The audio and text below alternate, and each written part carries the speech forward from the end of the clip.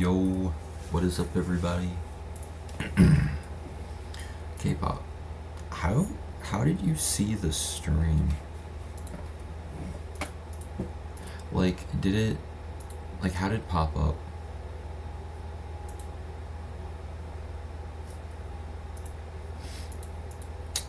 Cause I tried doing it a different way, so I'm just kind of curious. Cause normally when I go to like StreamYards, they did an update recently, I guess. Cause it used to be that they didn't allow you to upload a thumbnail unless you were scheduling the stream for later. And then, I don't know when it happened, because I haven't been streaming that much, but I just noticed it, I think the last time I streamed. Now they let you upload a thumbnail even if you're not scheduling it for later. And so I did that, but it said, obviously I didn't go live yet. But before I went live, you were able to pop in and comment. So, I'm just curious what YouTube said. If it said, starting soon, or if it gave you, an estimated start time. Or something like that. Okay. Hold on. I need to send a link. We're getting Jay Ryan up in here. Okay? It's been far too long since I've streamed with the arts and time of Jay Ryan, you know? I feel like it's important to the YouTube, important to the world, you know what I'm saying? That I stream with Jay Ryan, you know? I feel like whenever we get on a stream, something big happens, you know? And, I don't know how long it's been since the last greatest live stream ever, potentially, was live.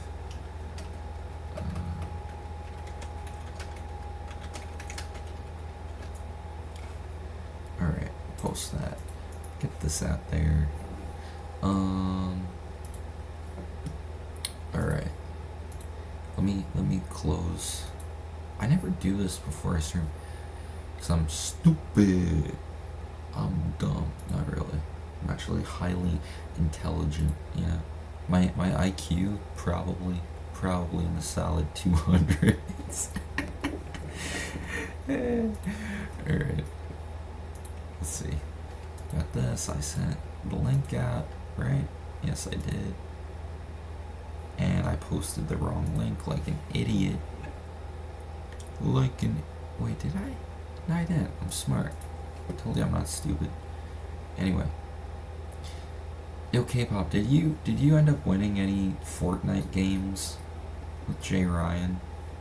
I think I saw you guys win one, and then I tapped out. I'm just curious. Just curious, you know. Alright, we got this. Close the email. Email doesn't have to be open. This guy doesn't have to be open. Yeah, I don't know. I just figured I'd fire up a stream.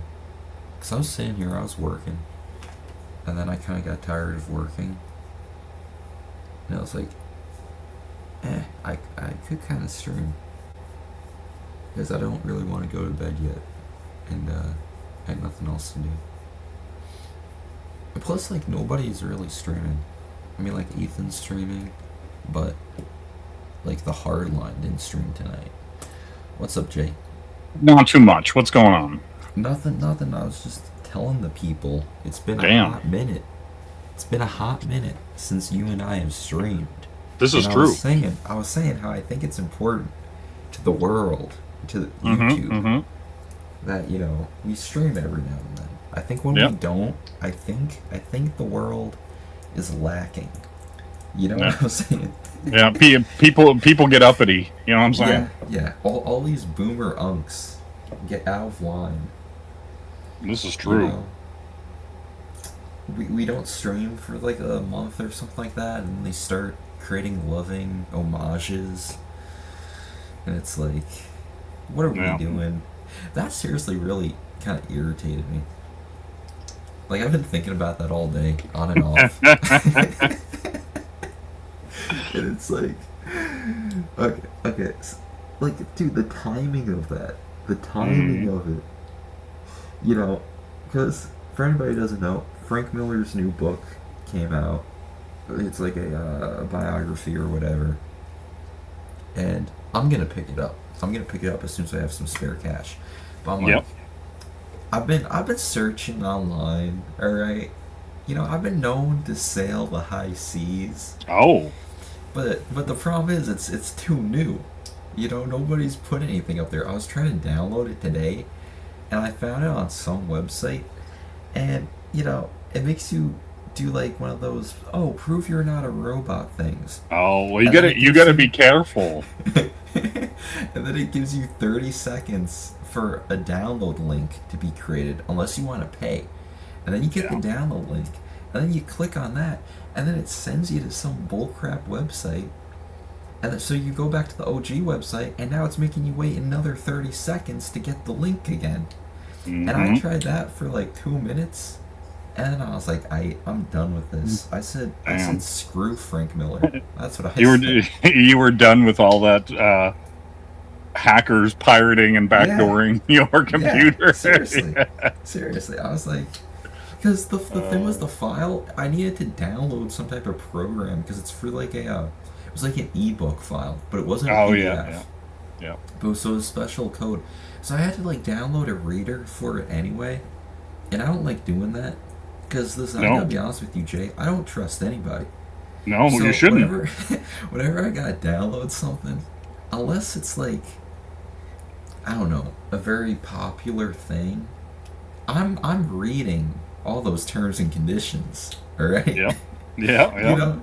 And so I'm like, if I have to get a reader, I'm like, I have to read that stuff. I'm like, it's gonna take me forever. Yeah. Because I'm not the fastest reader, okay? I have a problem with reading a sentence and then wondering if I read it correctly. You know what I'm saying? Yeah. I know what you're saying. It was funny. It was only a problem that I developed like senior year of high school, and it would take me way longer than it should have for me to like read through my textbooks, you know.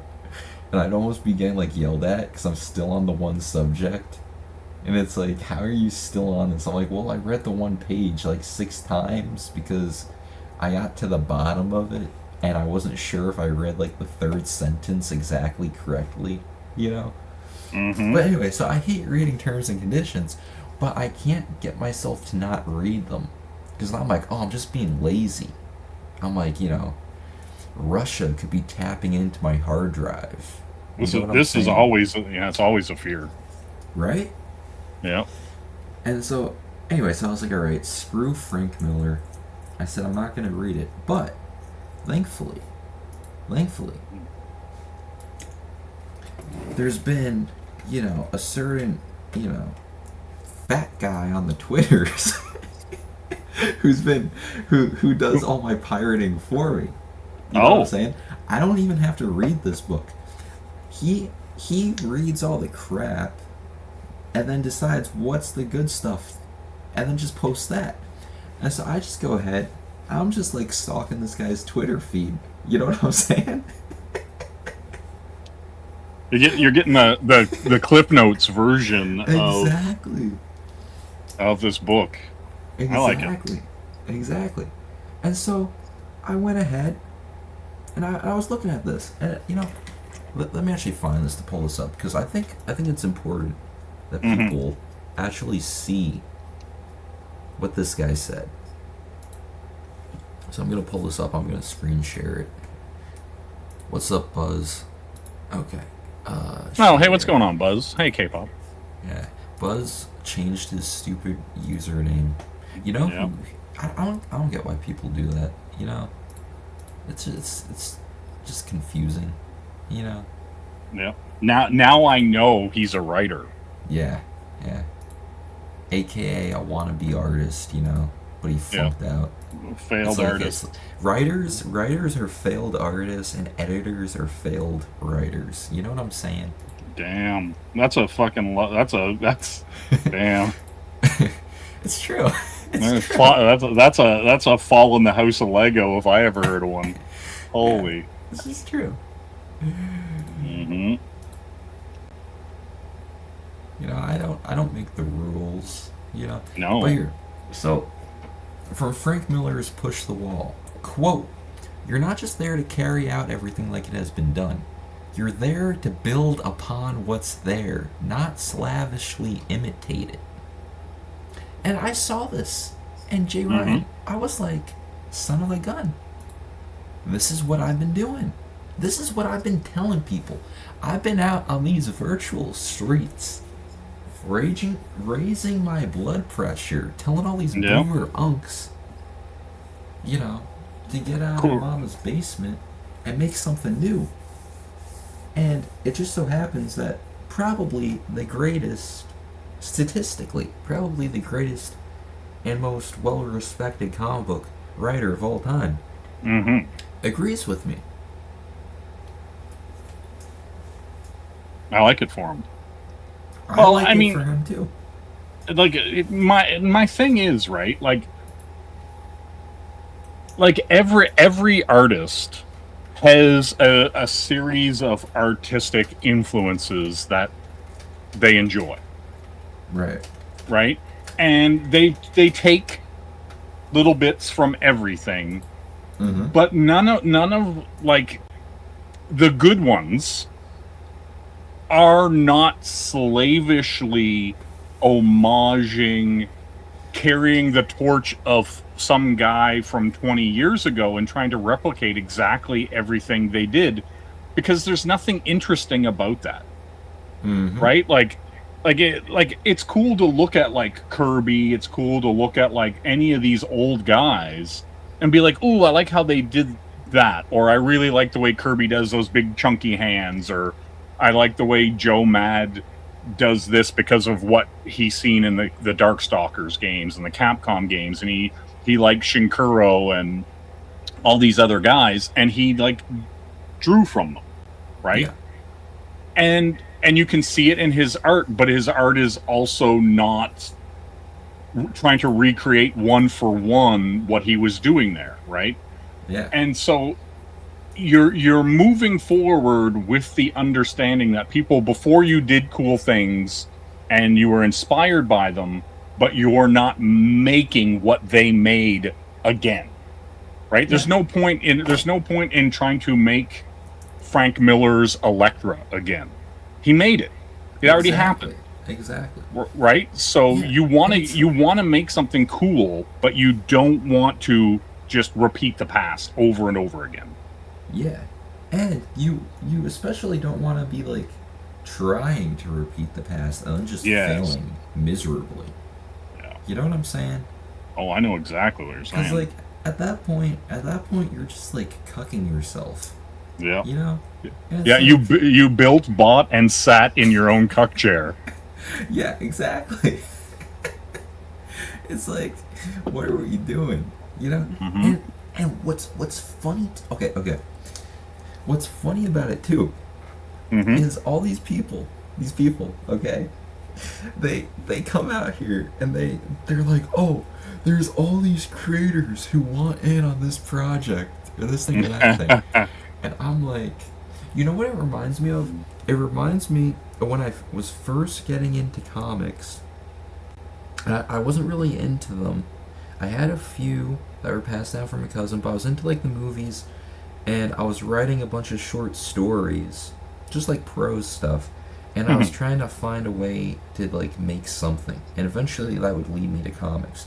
But every Friday, a bunch of like we had like a homeschool group thing, where you'd go and you do like extracurricular stuff or whatever, and during lunch, okay, there was all these like kids who would make their own comics on like loose leaf pieces of paper. It would all be entirely self inserts, okay, and they would have their separate comic book lines, but then they would take each other and they'd be like, hey, you want to be in my comic? And that guy'd be like, yeah. And then he'd like, you know, if the guy's name was like Luke, It would be, oh, he's Super Luke, and now he's showing up in Bob's comic. Uh-huh. All right. And then every week they would gather and see what each other had like created in the comic. It kind of reminds me of that, right? Where Yep. it's like these people, they just want to be a part of something. So it's like, oh, here's some guy and he's trying to do like, let's say it's even, and you see this a lot with the anthologies, Oh, right? Jesus.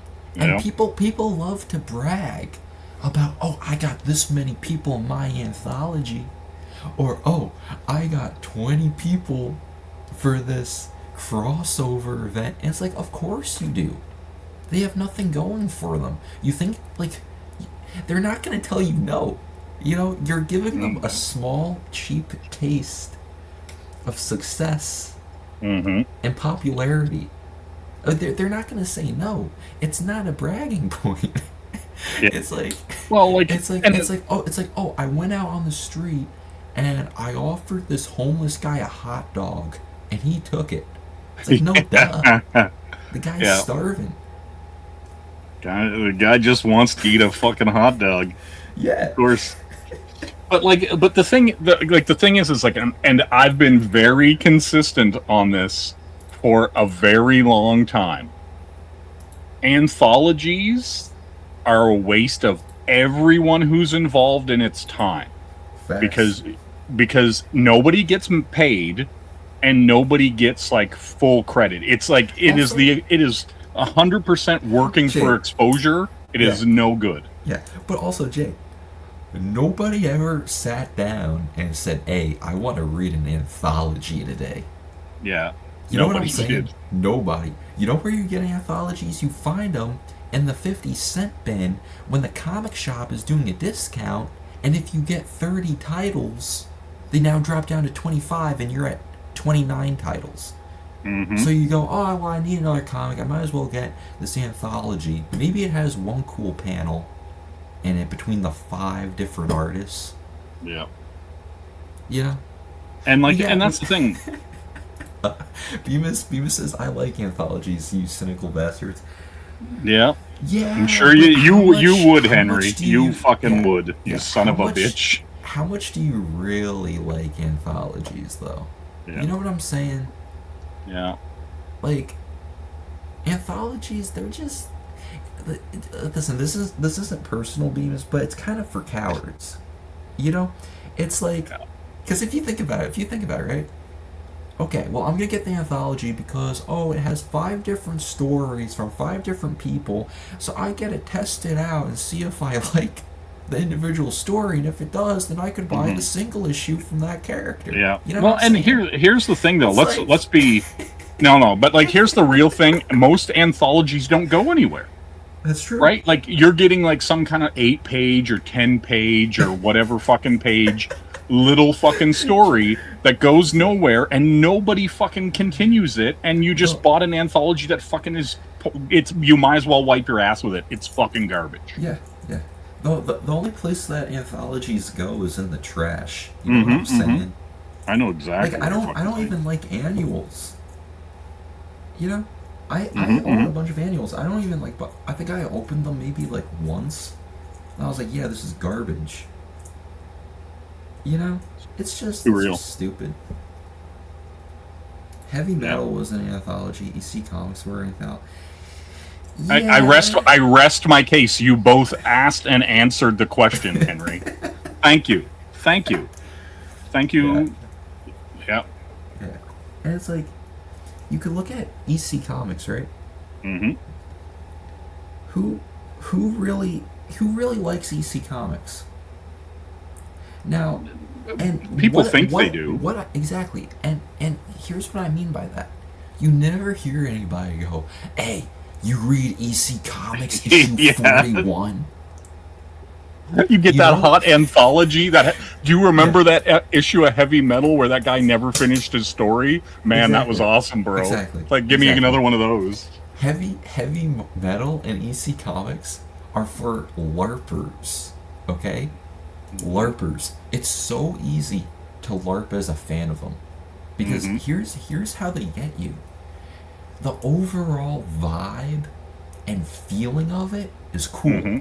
Yep. Like in theory, bro, I'm a fan of EC Comics. But am I gonna sit down and read a frickin' issue of EC Comics? No. No. You know why? Because I'm not retarded. You know what I'm saying? I know exactly what you're saying. But I'm serious. I've never heard anybody say, "Hey, you remember this story from EC Comics? This Yeah. thing, that thing." Or like even if you look at like Lepresti, right? He's Yeah. always drawing the Crypt Keeper, right? Yep. He's always drawing it, always drawing it. And I'll watch Graybeards. I'll drop in on like his Sunday show when his wife isn't up in there blathering on about whatever. Damn. You know? I've never heard him be like, "Yo, you remember that story with blah blah blah blah?" It's just like, or even like Shanthan Jetty. Mm-hmm. Mm-hmm. Never heard him say a single thing that he liked. Really, it's just like, Yeah. "Oh yeah, nah, dude, you remember back in the days with EC Comics? Oh Like, yeah, you know, man, those were the days." yeah, but and do you know what? Do you know what's funny about that?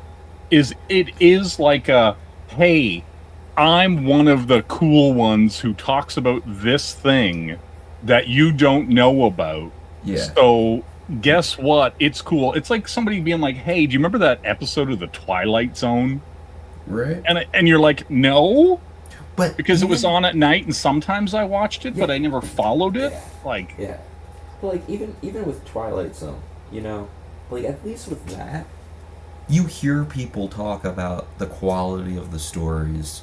You know, they might not mention the exact episode, but at least I've heard people, and I see it on Twitter or whatever, and every now and then, "Oh, Rod Sterling did this," you know, "Oh, you know, at least you don't But- even get that. You don't even get that at all. With Yes, DC because when- Comics. yes, you just because get people, name drops. yes, when people talk about like Twilight Zone, it's more about vibes. Yeah, It's yeah. it's more about like, oh man, like the feel of the show and this and that. But they're not usually talking about specific episodes. True. And True. when they are, they're talking about like, oh, this episode was cool because of this and it made me feel this way, right? Yeah, yeah. But like you don't even get that with anthologies. You know what I'm saying? No. No. It's just like if you're one of those, you know, if you're one of those boomer unks who sit around talking about what new brand of marker you got in the mail this week, Damn. and you know, flexing your paychecks on industry veterans who really aren't even that much of an industry veteran, but you're still like, "Hey bro, hey, this sucker paid me more than you." Oh Even though, man. like, even though in the words of Todd McFarlane, you could take two pieces of plywood and put one in front of every character this guy draws and one behind, sandwich him, and the character won't be bothered. You know, it's just flat. It's a freaking paper cutout.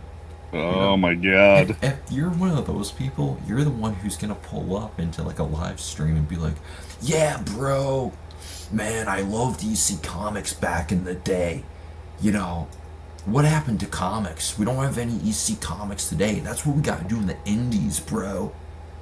We're in the indies, like rock on. It's like punk." You gotta add the word underground in there Yeah, somewhere. right. Dude, it's just a sad state of affairs. It's just, Yeah. it's like, but I found it so funny, right? That I've been kind of raging about this for a while, and then Miller essentially agrees with me, right? And then the day that I see that, the same day, a few hours later, I see some boomer unk freaking out here talking about making a loving homage to a bunch of old men. And it's like, Yeah, and like here's the thing too. Okay. When I'm out here on these virtual streets and I'm like, "Hey, screw Jack Kirby, screw these guys." You know what I'm saying? That's slightly hyperbolic. You know? You need it slightly be intelligent. Do you get what I'm doing? Because I've noticed, like earlier in the week, I was talking to people, and I was being hyperbolic about stuff to make a point, Yep. and they thought I was being completely serious, right? And it's like, no, no, no. I don't actually like. Listen, Jack Kirby, yeah, he's one of the goats, but also, who cares? You know what I'm saying? Like, Yep. I think we need to have a certain level of disregard and not treat them so precious and not think about them so much and not just essentially be obsessed with them if we want to do anything new. Mhm. You know, so Well, like, I think that, like, I think it's an inherently a problem for like your generation, millennials, and stuff like that. Insofar as my generation and everything. No, no, listen, no. Listen to what I'm gonna say, Bemis, and you'll see what you'll listen to what I'm throwing down here. Is that like millennials and like all the way through, right? Gen Z, Gen Alpha, whatever. They've been getting basically brought up on our leftovers, right? Yeah. Like you're just constantly getting refed Transformers and GI Joe and Mask, and like they're bringing those new toys back, and then it's like, oh look, here's a reboot of this old game, and here's a whatever. And so when we were growing up, that was the only thing. It wasn't a reboot. Like Gem wasn't a reboot of fucking anything. GI Right. Joe wasn't it was new. It was ours. And we grew up with it. Star Wars was like my brother's kind of thing. He was older than me. Mhm. And so even when I was growing up, I was playing with Transformers and GI Joe and watching the shows and He-Man and like Brave Star and all that kind of stuff, right? Voltron, the whole bit, right? Like Speed Racer, all that stuff was ours. Astro Boy, all of it. And then now all you guys get is like regurgitated nostalgia that you have no nostalgia for, and you're basically just given this garbage. Yeah. Yeah, that's no, true. it is like, and so I see why you would want to disregard a lot of it and tear a Right. lot of it down, But because see, like, well, it's not even like that. I don't because listen, I like all the stuff that I like is all old, right? I'm not saying Mhm. tear it down. I'm just saying I'm tired of all these people, okay, essentially just wasting their creative life sitting around worshiping a bunch of old dead guys who did what? They made Yeah. some cool comics.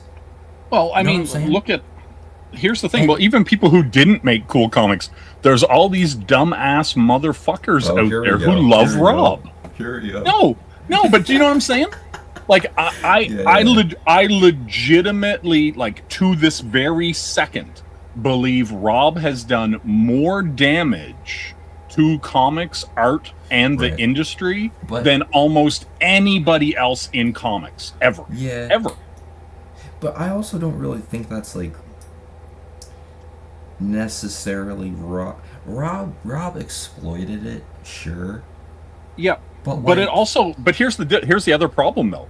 Rob's like inability to like actually evolve and like be a good fucking artist and actually like get better made Yeah. a whole bunch of dumb fucks think they should draw comic books, right? And so you Yeah. got these people that are, to this fucking day, are fucking shit. Their fucking work is garbage. It has not changed in fucking 20 years. yeah. And even if, and buddies, some of them aren't pro and some of them are fucking pro, and they're just dragging on the fucking excrement of fucking Rob, See, and they're but not evolving. I think if it wasn't Rob, it would have been somebody else.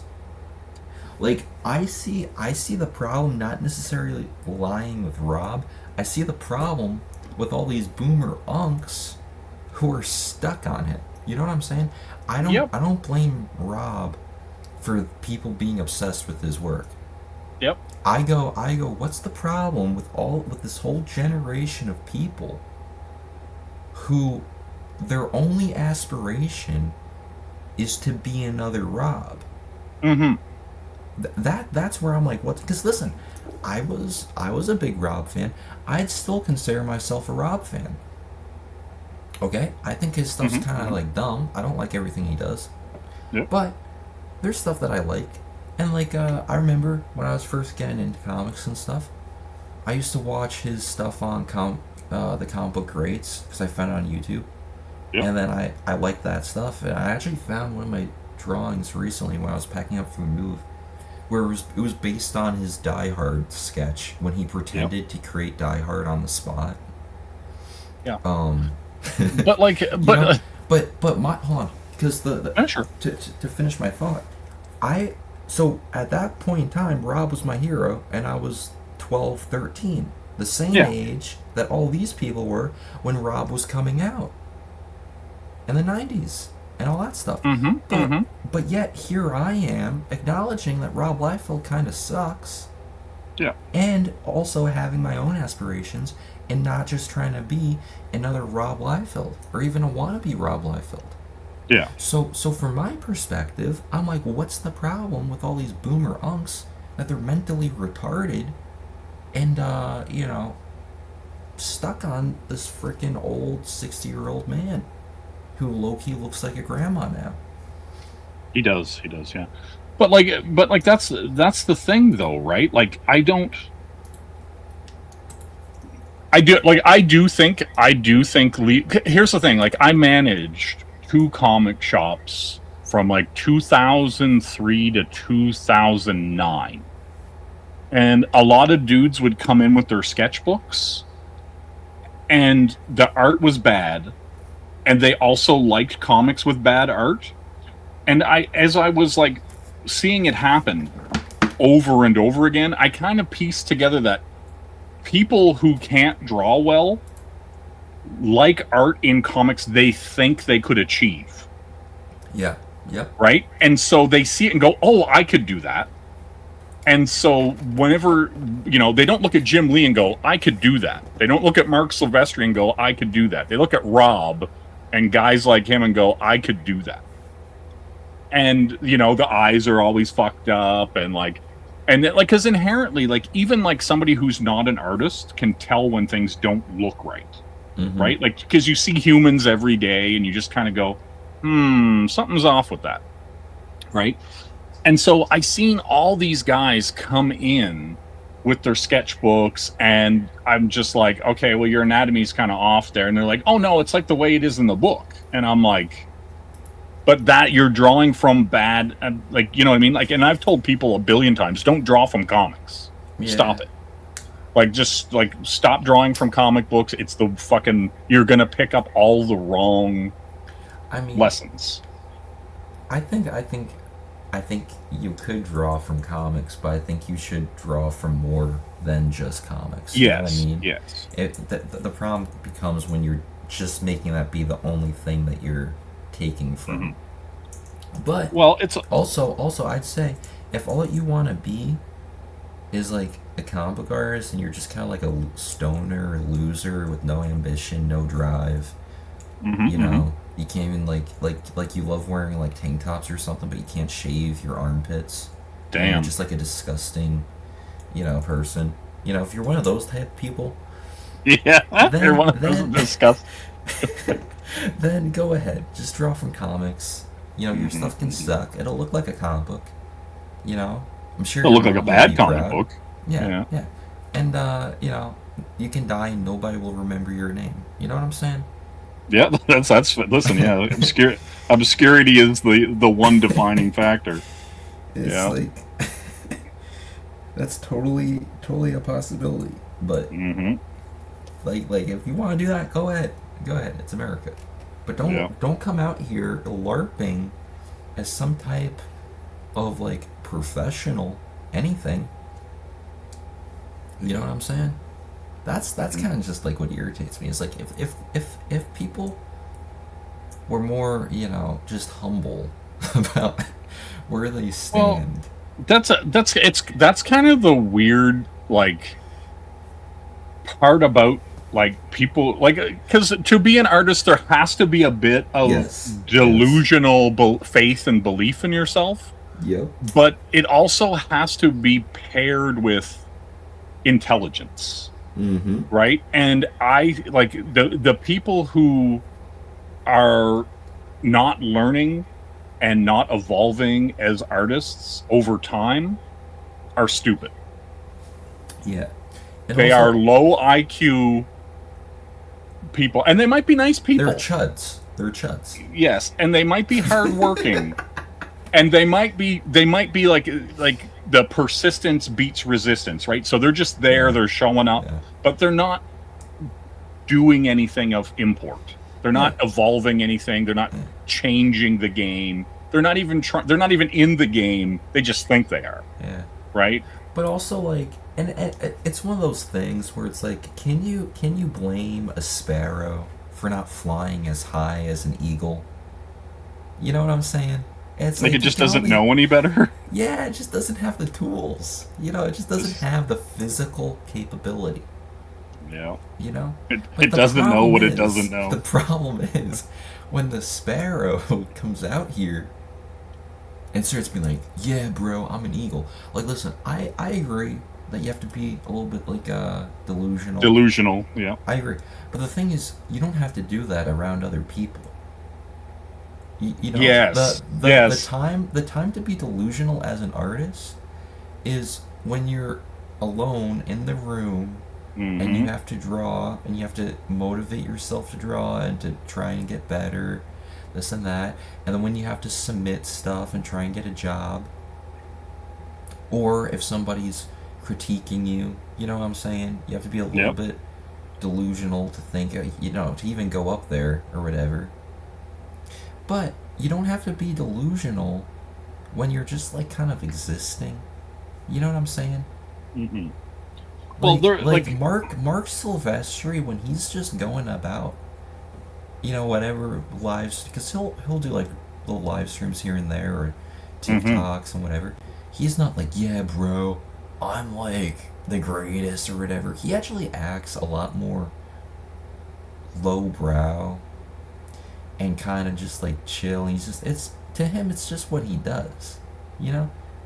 But then you get Yeah. all these chuds, and they're like trying to puff their chest out, and it's like, dude, it's just, I don't know, it's irritating. I don't know, like my thing is like I really wish like I don't I because I see it all the time. Like I really wish the people who are making the art could see their own art or would listen to people who comment on the art, Yeah, right? Even if they're giving you like even if someone's like, "Oh, that's cool, man." They never follow up with, "Well, what do you think's cool about it? Like what do you like about it?" They just take the compliment and that's it. There's Yeah. never any want to like, "Well, something you don't like about it, like maybe the hand, like, you know, because you know, like as an artist, you know where your weaknesses are, mm-hmm, right? Like, and if you don't, bitch, yeah. they're all then everything's your weakness. If you don't know what your weaknesses And are, like the funny thing too is like, yeah, you're like a little bit blind to your own art, but you also aren't. Like No. when you finish the piece, you kind of see it, and you kind of see the mistakes or whatever, or this or that. But your brain does like a corrective thing, where it's like if you actually tried your best or whatever, you kind of like you see it, but you kind of like ignore it subconsciously, you know.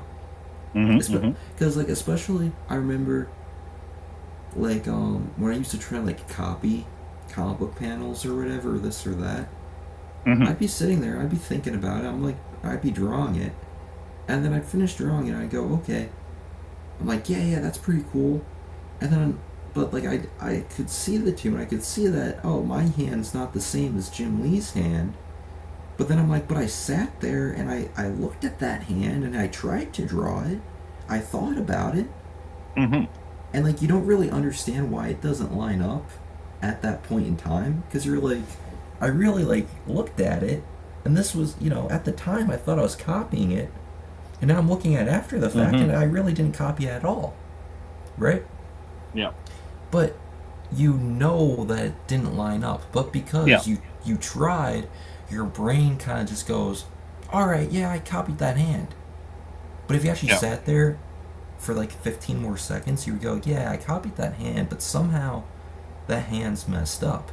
And so it's kind of like that thing, you know, Mm-hmm. where, oh, somebody, Well, you know, if somebody compliments you and says, oh, that's cool, you probably know what they think is cool about it. You know what I'm saying? And yeah. like if you're like, oh, what could I improve on it? You subconsciously already know what you can Yes. improve Yes. on it. You're just trying to get like confirmation. You know what I'm saying? Yep. You're trying to see if you can get away without improving on it. You know, it's like, oh, maybe this guy doesn't think that I have to improve on, you know, whatever. But it's like, no, you know. But that's where I think you can tell where people are intelligent in understanding art.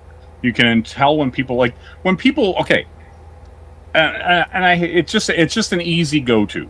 But when I go to that 6 issues of Youngblood, no, but I'm just saying, like, it's like the Yeah, easiest I thing, know, right? I know. When you look at that, there are holes in the plot. There are holes in the page layout. There are holes in the storytelling that you can drive a truck through. Like, visually, you can see it. Like, there's things brought up that are just never brought up again. Things happen, and you're just like, what the fuck? And like, to me, if anybody, like, there was that Beyond Wednesdays guy that rolled into the stream and was like, Rob's the goat, and Yeah. going on about how, like, and it's like, I don't have anything personally against Rob, right? Like, he seems like a really nice guy. Like, if he was just like, if you talk to him about comics or seeing him out of whatever, he'd probably just be fine, right? Mm-hmm. And he does seem to have a passion for comics and all that kind of stuff. That's fine. But there seems to be a disconnect for him, specifically when he creates a project, right?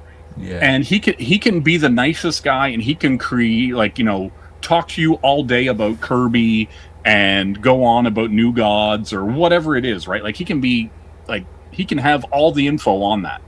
But there's a missing step where when he goes to make something, there isn't a cohesive whole. He just seems to be throwing shit at a wall, and issue 1 feels like it was written by somebody different than issue 5, and they don't relate to each other. They could be 30 years apart, and none of it feels like it, like, belongs or is part of the same story half the time, even though some of the same characters just happen to be there, right? And so if there are people out there reading, and I mean actually reading, I don't mean like you're buying all, like, you know, buying all 7 copies of the book with like all the variant covers and sticking them in your short box. That's not reading comics, right? You're collecting art covers. You're collecting art pieces and putting them in bags and putting them in a box, right? You're not a comic reader. Mm-hmm. You're a collector of variant covers.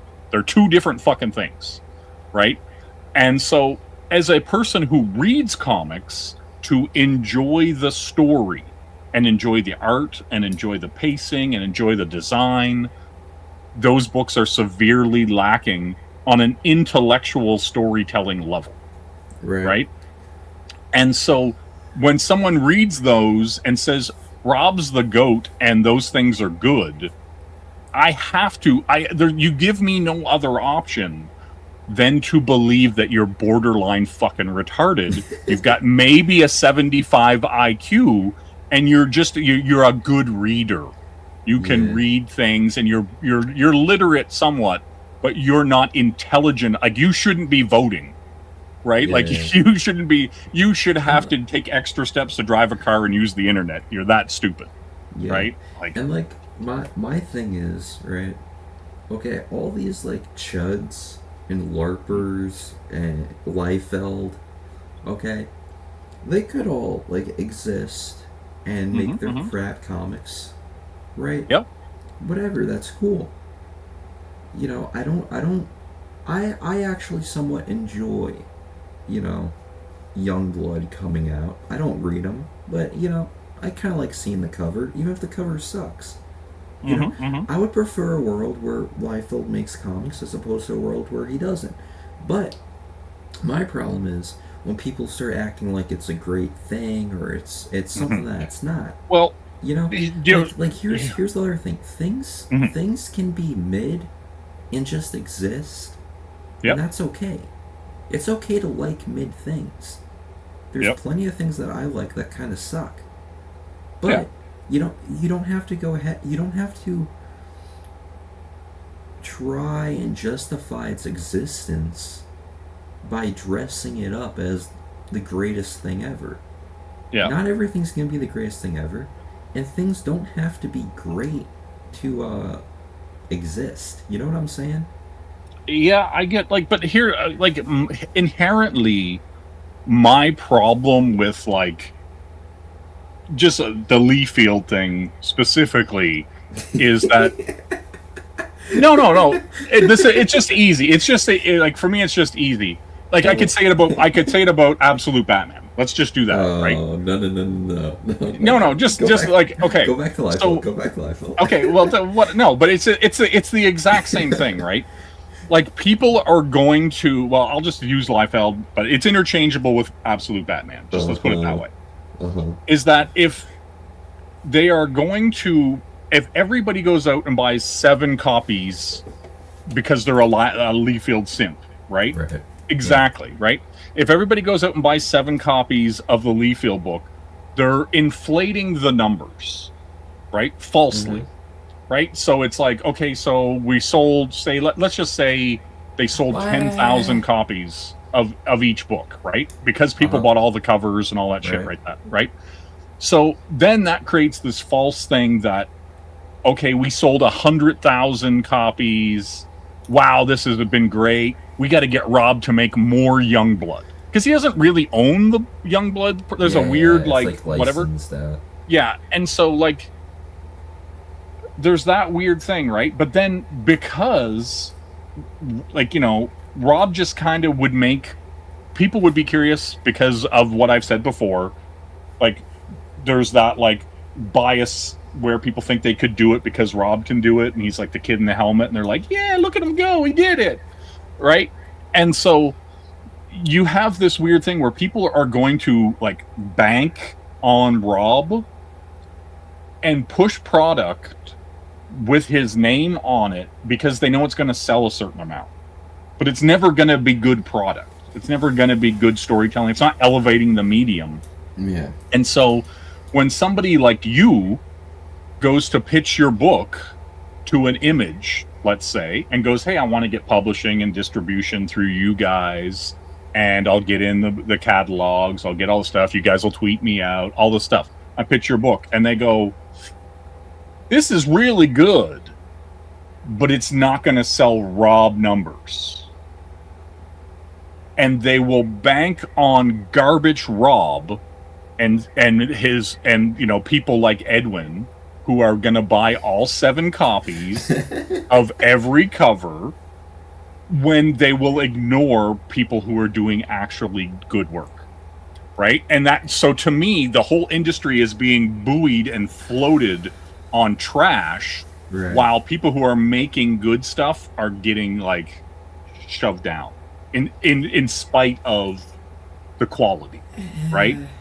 And it's I guess maybe no, but think about it. If they're gonna look at okay, and we look at Absolute Batman, right? It's doing well, and people it's doing well, and people like it, but people are there's 82 variant covers for some of these single issues, right? And so they are literally preaching to the converted and trying to get the people who are buying the only book that's selling at DC.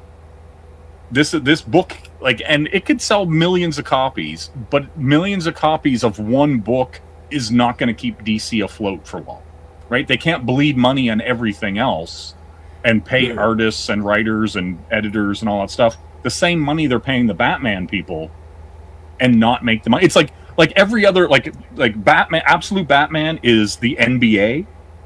and every other book is the WNBA, and they're subsidizing all these other books. And while the other people working on these crap books that aren't selling are going, we deserve equal pay, and it's like, bro, you're not selling 300,000 copies of issue 18 of Absolute Batman with all the variants, right? Like, and it's just like, so it's creating this weird setup where the one book's doing well, and it's based on, like, you know, nobody went and bought Absolute Batman because of the writer and artist, right? Like, it wasn't like, oh, Scott Snyder, like, he's gonna knock this out of the park. It's like, he's done some good stuff and he's done some mediocre stuff, but he's been doing stuff, right? Mm-hmm. And so his name is there, right? So there is that, and then plus it's like, for younger people, it's like, oh, I can get in on the ground floor of Batman, and it's different. There's no history. I don't got to read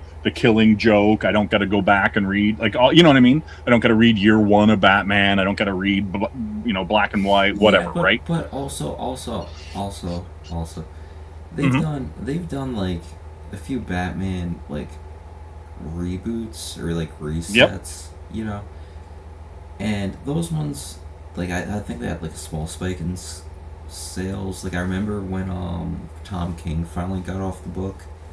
Yep. They went ahead and I think they put it to number one, or maybe they didn't put it to number one. Now that I'm thinking about it, but it felt like it was like a number one because they finally got him off. But it's not just like, oh, it's issue one, let's get it on. It's a clean cut. That it's like a little bit, because they made it different. You know what I'm saying? It's more of like, okay, yeah, this is a clean cut. Like I agree with that, but I think it's more to do with that they changed stuff up, as opposed to just, okay, it's a new issue one type deal. You know? Yeah, I don't know. I don't think it's like, you know, if they went and made a new Captain Marvel issue one or a new Miss Marvel or whatever. Yeah. This was new lore, new Batman, new everything. Like, he had a giant fucking dump truck, for fuck's sake, smashing around the city, right? Like, he had you know, and it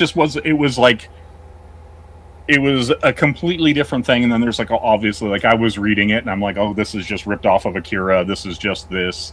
They had Chainsaw Man covers. Like, they were very specifically trying to appeal to like a different like, you know what I mean? Like a non-boomer unk audience, right? That's why so many people that are like my age are they're so adverse to it, because they're like, it's not my Batman. And I'm like, well, now enjoy how all these millennials and all these other people feel about all the garbage that they've been getting. It's not, but none of it was ever theirs. It's also like, okay, come on, like, stop being like a ball hog. You know what I'm saying? You guys played with it for 80, well, not your generation, but you know what I'm saying? That same style of Batman. Yeah. For like 80 years. You know what I'm saying? Oh no, like, I know. It's boring. It's boring. And you know, Batman's cool, but as cool as Batman is, I'm more interested in a no-name, nothing character in a really fresh or cool story than I am in like your average Batman story. You know what I'm saying? Oh no, I know exactly what you mean. Like, and that might just be a personal thing, where I'm not a big character guy. You know what I'm saying? I don't really follow characters. I'm more about like the individual thing, whether that's, you know, the story or whatever. But it's like the characters themselves. It's like I don't really care. You know what I'm saying? And like, also, there is something where it's like, okay, yeah, we, you know, back when everything was all super woke or whatever and this and that, and it's like, okay, they're just changing all these characters and stuff. But that was done in a completely different way. You know what I'm saying? It's one thing to change characters and to use the name and really kind of swap it out and have it be something different, that I don't have a problem with that. But if you're doing it to push something, that's where then I have the problem. But otherwise, dude, make another character be Batman or do this thing for a story. Yeah, Do but that thing. like, Because like my thing is anything new, the old stuff still exists, right?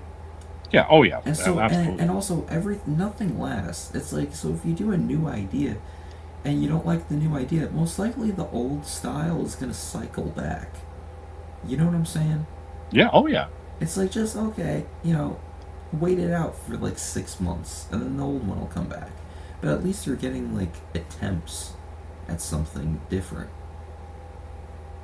You Yeah, know? well, like I think part of that, like,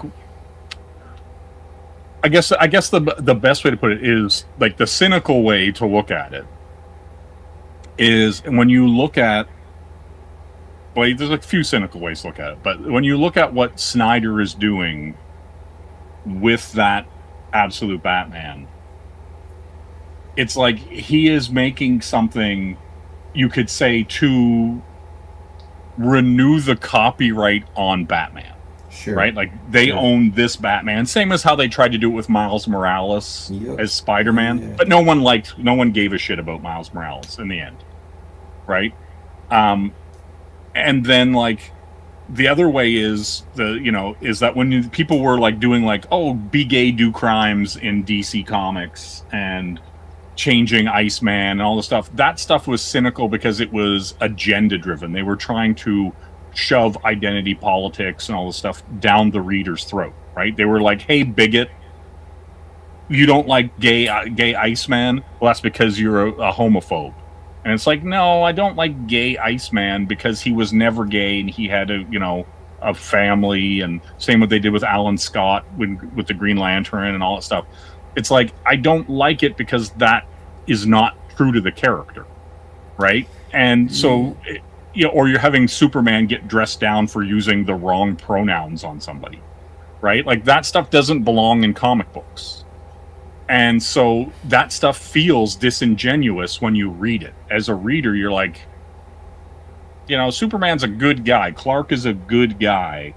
He's not going to go out of his way to upset anyone, right? That's in his nature as a farm boy from, Kansas, Mm-hmm. to be the Boy Scout, right? Like he's the Boy Scout, he's the Jesus stand-in, he's the whole thing.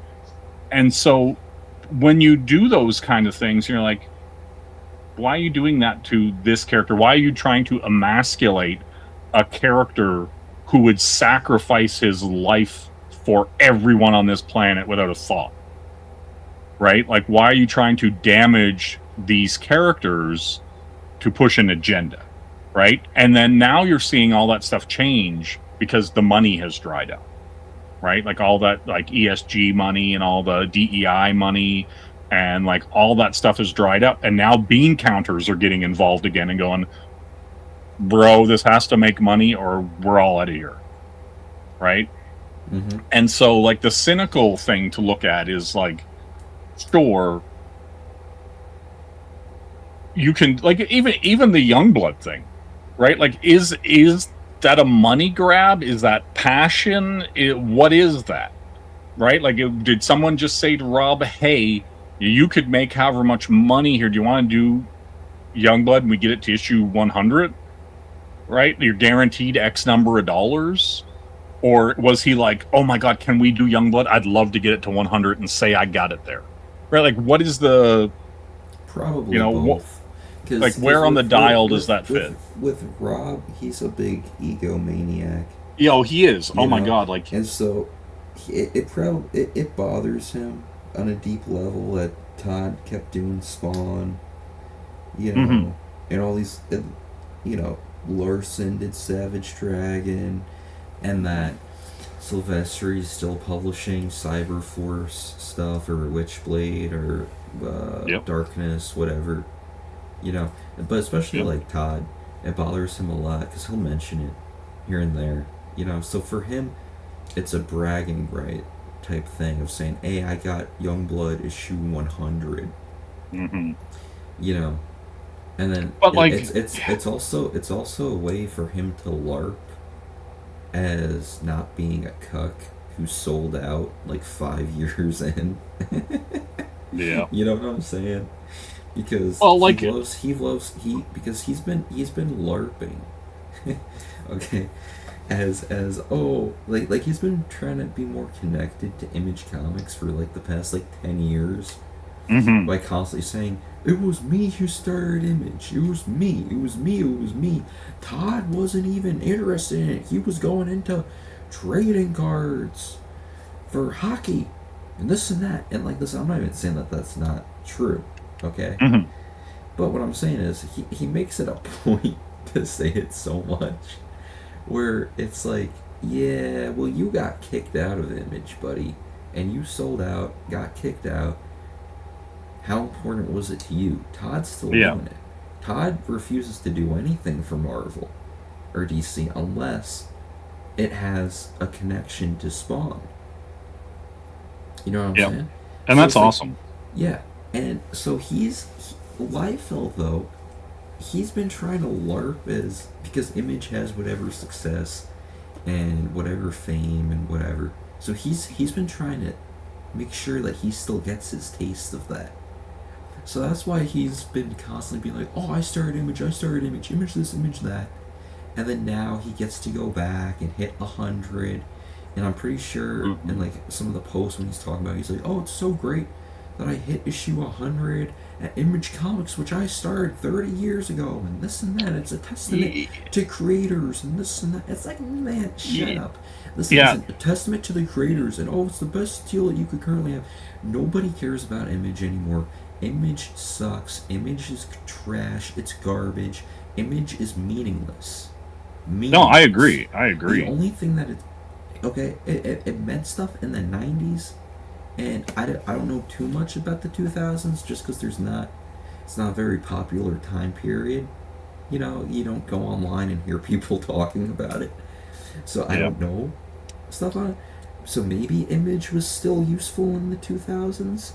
But it was like, Image was like, you know how crappy like Marvel, whenever people show comics and they look shitty, and you're like, oh, they look like indie books. Yeah. That everything looks like that now because of Image from like around 2003, 2006. All those guys who were shitty then, putting out their shitty indie published books at Image, now work at Marvel and DC, and that's why all those books have that like that indie look to them, and they don't have a house style anymore or anything like that. But like I'm trying to like talk. What I'm saying is like publishing wise, right? Mm-hmm. Image was useful in the 90s because it was hard to get your book printed. It was hard to get in stores. Okay, 2010s, that's not really that big of a struggle because you have to remember, right? Image isn't doing it for free. They're taking a big cut. Yeah. Okay? Well, they take a cut whether you sell that or not. Yeah, and you have to pay them up front too. Yep. Okay? So for as much as that is, you might as well just self-publish. It's not that hard. It really isn't. No, like, it's like, not. Like the physical barrier to entry is extremely low. Yeah, Image but you nowadays have the Zachary Morris or whatever that guy's name is, Yeah. who does not want to do any of the work and got chewed out by Pete Samedi live on a stream because he basically was like, well, that's why I want to get published by you because I'm fucking lazy. And Pete lost his fucking mind on that dude. Yeah. And it was amazing. Yeah. Right? Yeah. But like image nowadays, you don't need Image. Nobody needs Image. I mean, I guess you get like a tiny bit of like you kind of get a little bit like a brownie point because I'm published by Image. Yes, but like, it's the equivalent to like somebody being like, I drew a trading card for Marvel. I'm a Marvel artist. And it's like, bro, you drew a fucking trading card. Yeah. You're not a Marvel artist. You drew a fucking trading card. Yeah. Calm down. It's like, you know, nobody cares about Image. You know. Yeah. Oh no. Like it's one of But those things where people want to have it on their thing. Yeah, but I think so. I think Liefeld did it mainly for the bragging rights. If Youngblood hit issue 100, Yeah. But it's also like, as far as I'm concerned, Youngblood didn't hit 100. You know what I'm saying? Yeah. No. It fucking barely. When things like that are like canceled and disappear for years and come back and they got a new #1 and then like at the end of it they decide to just like add all the issues up. I'm like, no, that doesn't really count. You know what I'm saying? Yeah. I'm like, that's just like bogus. You know? I mean, and that's not said that you can't take breaks. You could totally take breaks, but breaks are different from like a full-on stop. But here's the thing, like there's a difference between the passion of a Dave Sim making Cerberus or a Eric Larson making Savage Dragon and getting those 300 issues out or getting that by hook or by crook, right? Rob wasn't grinding it out when it was hard to do, right? Mm-hmm. Like once the money dried up or once things went whatever way, he went with the wind. He didn't grind it out like Todd did. He hasn't been grinding out like Mark Silvestri has. He hasn't been doing any of that shit. And then so he just kind of comes in when it's opportune, it seems like. And there is like, cause like here's the thing, like things are easier than ever to make a comic book and publish a comic and ship a comic and get distribution and get like I can send a pallet of comics to Amazon, whether they sell or not, who fucking knows, but you can do it, right? And so where have those projects been from guys like Rob? Right? They've been non-existent. And even when they did a Kickstarter, they never fucking fulfilled it. Right? So it's like the money's fine and people, they're glad to take your money, but they're not willing to actually put in the work to fulfill those books. And that's in the indie space and that's in like the big boy space, you know, where people are supposedly professional, right? And it's everywhere, and it's just like, if it's part of your passion, you get that book out, right? If it's not 100% part of your passion, you make excuses, and it never comes out. Yeah. Yep. It's true. It's true. You know, and then you still keep making books. And don't fulfill the ones you did. Yeah. And like also there's a difference. Like listen, okay, because before when you were saying stuff about the variant covers and this thing and that thing, right? I don't really have a problem with that personally. Oh, listen, if people are stupid enough to buy 7 covers of a bad book, that's on them. Take the fool and his money is soon parted. Go for it. Yeah, but I'm like, okay, cool, whatever. Because to me, there's two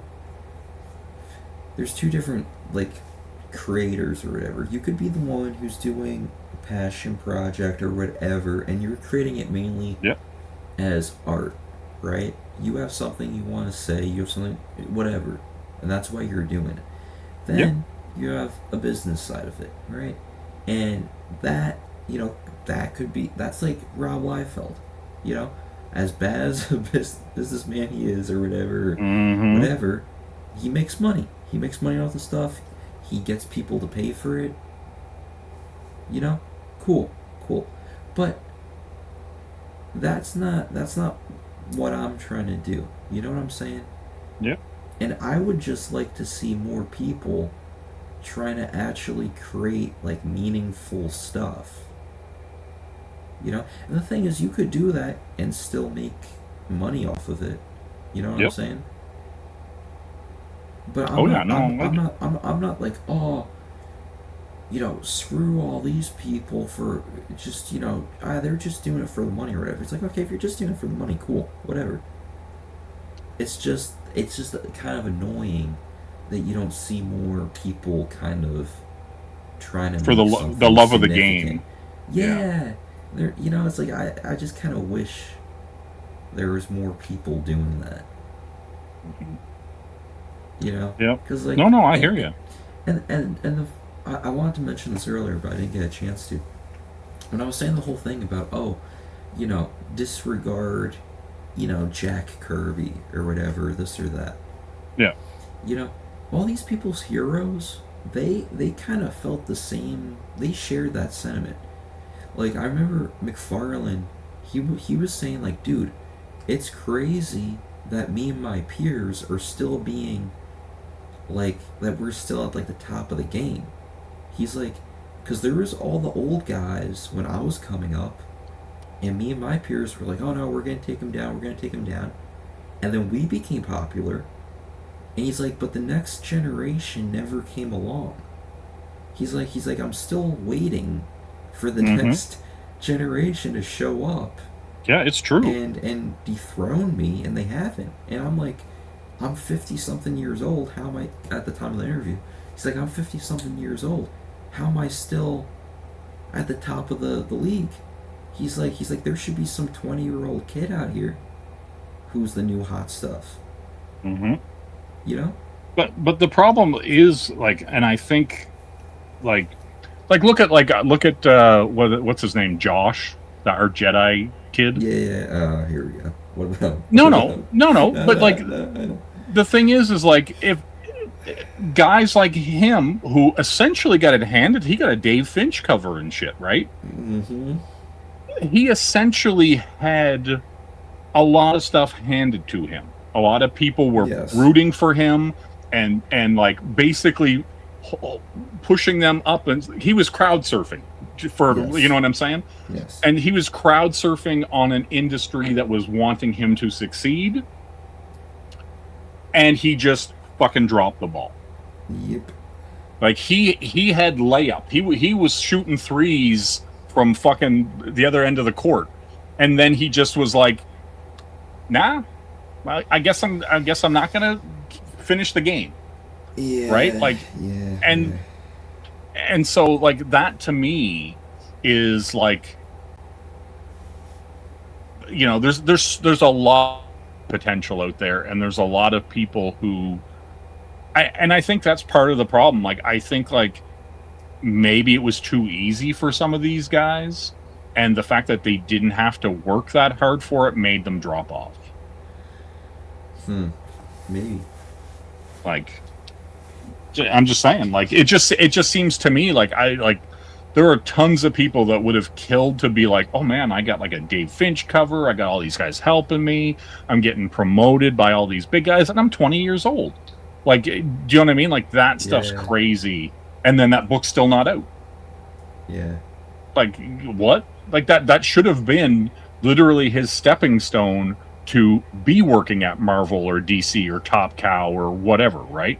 Like, he should have been one of those, like, back in the day, the Wizard would be like, here's the young guns, here's the new guys coming up, check them out. And it'd be like, show the picture of their face and then some of their art, and then it's like, oh, they're gonna be working on this Marvel book and this whatever, and he's coming from Image Comics and blah blah blah. And there's none of that. They just fucking start digging holes now for artists, and they're just like, oh, we're gonna what are you doing over there, guy? Oh, I'm just digging a hole to throw you in. It's all good. Like, we're just like, what? And so it's just like you know what I mean? Because there is no like there is no up and comer, there are no proteges, there's no studio system, there's fucking nothing, right? Like, it's like you got to pull yourself up, and if you aren't personally grinding, no one is like helping you. Like, even back in the like extreme days or whatever, when they were hiring anybody who could hold a fucking pencil between their toes, they literally were like, had a studio system where they were just like, okay, we're gonna get you in. Like, even Michael Turner started out just doing backgrounds for like Silvestri and stuff. He wasn't just drawing books. He was doing backgrounds for a long fucking time before he ever touched a fucking book on his own. Yeah. Right? And so he was brought up through. Same with like Frank Miller. Frank Miller went into like Neil Adams and all these guys' places, and they basically honed him into what he became. Right? They gave him the feedback. They gave him the spankings, as it were. They sent him home with homework. He came back in and was like, what about this page? And they're like, oh, that's pretty good, but this fucking sucks balls. Get the fuck out of here and come back when it's good. And he would. Right? Like, and so there aren't a lot of Frank Millers out there pounding the streets and getting all that info. And I don't give a fuck. I don't give a fuck if like anybody sees this or whatever, but like literally the whole Topic List show is literally like a bullpen of people who don't fucking do anything. Like, it's infuriating to you will literally have Shelby, who's like a 30-year veteran of comics, getting like talked down to by a guy who drew a single book. Or acting like he's on the same level as fucking Shelby is. But Jay, he got a higher page rate. One time, guess who didn't get hired again? Like, fucking get out of here. Like that's my thing. And it's like they're like, people have access to all this stuff. They could be doing a digital bullpen. They could be like, hey, dude, here's my page layouts. Give me some pointers. Can you get me in contact with so-and-so? Like, the only person that I know who's like in this weird, like master student fucking thing is Skip Edwards. Skip Edwards is going and seeking out, like, he had a deal with Dan DiDio and Frank Miller's studio for his book. And that's for all that shit fell apart. And so now he's like going on to like some other guy and getting all this like tutelage from and whatever. He's like trying to learn the craft, right? He's drawing every page 100 times, but whatever. Yeah, he draws the page 100 times and still can't get the eyes straight. But yeah, like, hey, he's using a sable hairbrush, so that's cool, like, I guess. But like, no, but like, do you know what I mean? Like, it at least. But here's the thing. Like, I don't know if Skip will ever publish a book, right? Yeah, he probably won't. But at least he is participating in the growth journey. And so for him, I think there's like a mental block where he or imposter syndrome or something, where he just doesn't think that he can do it, even though he probably should be 4 books in by now or something like that. And so, like, I don't know, he seems to be searching for... He might be right, because it kind of seems like he can't do it, you know what I'm saying?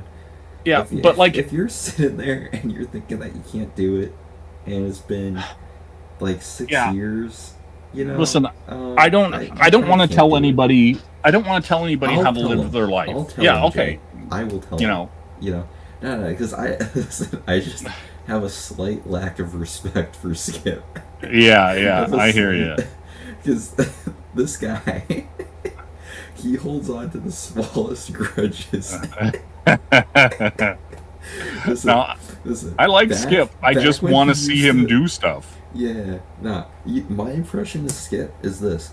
He used to go do those crack rock streams with D-Mac. Oh, yeah. And then he had his YouTube channel, and then he was playing Fortnite, and then I pulled up in his chat and made fun of him for not getting kills in Fortnite, and for streaming Fortnite, okay? And then he was losing, and I was like, haha, you're losing. He got triggered. Damn. And then started acting all weird when I would show up in chats. He'd read like Shelby's chat. I would show up and he'd be like, oh, Noah's here. And then he wouldn't comment anything the whole time I'm in there. And he like still does this. That's like, funny. 5 years later. Listen, I'm like, what is this guy's problem? There are people who won't show up in this chat anytime I'm on. That's true. But I'm like, bro, over a Fortnite thing, it was funny because when it first happened, I called it out too. I was like, bro's triggered because I made fun of him for playing Fortnite. Yeah. But it's funny, he still does it like 6 years later, you know? And then like Yep. he had the channel, he built it up, he deleted it for some reason or another. Then he had this book, and then some magician book, and then he Yeah, also sleight of hand. that, and then he did like something else, or I But don't then, even like, know. yeah. Then Like, like now I only ever like hear I, him. well, I was talking, listen, I was talking to Skip, like, 3 years ago Yeah, about 'cause you were coloring that his colored. book. Yeah. Yeah. But, Like, one of the he- few times I agreed to do someone else's work. Yeah. Like, Listen, you would have been up in there with the lasso tool, straightening his eyes out. You know what I'm saying? yeah. Yeah, but like, because like I colored like however many pages of that book. But yeah, the only time I ever hear about Skip is when Shelby's like, "Oh, I saw him at some convention," Mm-hmm. and like the odd time that you'll bring him up. But that guy he used to hang out with like in Richard Friends chats a lot. Yeah, yeah. You know. But, Blaster like, Kid needs to come out. It does. That book's another failure. Now he's a tattoo artist, you know. But dude, it's so funny. It's so, Did you just say Richard Friend's a tattoo artist? yeah. Yep. He like quit comics and now he's a tattoo artist. Like He moved in recently. Yes. He moved into a studio. Well, like he's not living there, but there's like an in-person studio and stuff like that. This whole art studio. He got the job like 3 months ago, 4 months ago, something like that. That's what he does now. Why is everyone fucking nuts? I don't know. Like okay, as an artist, because people have said to me before, like, oh, you should be doing tattoos, and I'm like, I don't want to touch smelly, stinky, fucking weirdos, Disgusting. and like, you know, have to put gloves on because I'm gonna get blood on my STDs, hands. Yeah, whatever, right? I don't need to like put a heart beside some fucking fat old lady's gash. I don't fucking want to do that. Right? Like, I'm just not interested. Yeah. Not fucking interested. And I'm like, Richard Friend is an incredible inker, like solid artist, like all this stuff. Why the fuck would you go tattoo people when you are clearly meant for better things?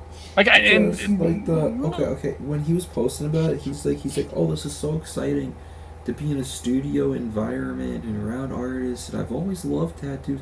But it's like, honestly, his money was drying up. He needed more consistent, you know, pay or whatever. So he went ahead and got hired by some studio. But also, he's like a yuppie. You know what I'm saying? He's one of these California. yes, I know what you mean by that. You know, I know it's like, so exactly. he's like, oh yeah, dude, I'm doing tattoos. You know, like he'd be friends with like, you know, Dan Fraga out there listening to freaking trashy Oh, Jesus Christ. rap music.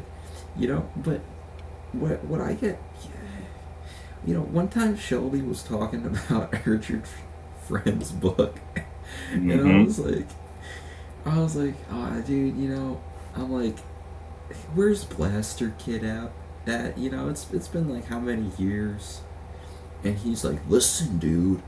He's like, Richard Friend knows what he's doing. He's taking this super serious. He has pages and like issues of it done, and it's like really high class stuff. And I was like, okay, but also like, who cares? Okay, like Jay Ryan, you know, Yeah. I don't care if some guy drew a bunch of pages for some book, and they're sitting in his closet, and they're the greatest thing ever. Yes. I don't care. I want to see them. You know? Yeah, what I'm saying? I'm with you on that. Like, I know. like but this the thing is like, I don't respect people because people think they should deserve my respect. yeah, Right? Like, and it's it's like, what have you fucking done lately? Like, if you put out Blaster Kid and it's Yes. awesome, I will Yes. give you your flowers, Rob. Yeah. I will fucking throw, And like, you know. Here's the thing too. I was excited about Blaster Kid. Now I'm not Yeah. excited about Blaster Kid. Yeah, You know? And Yeah. and like Shelby's like, nah, dude, because he's waiting until like he gets like all the things done, because he's got to deal with Image. And I'm like, so what? You know who has to deal with Image? My grandma.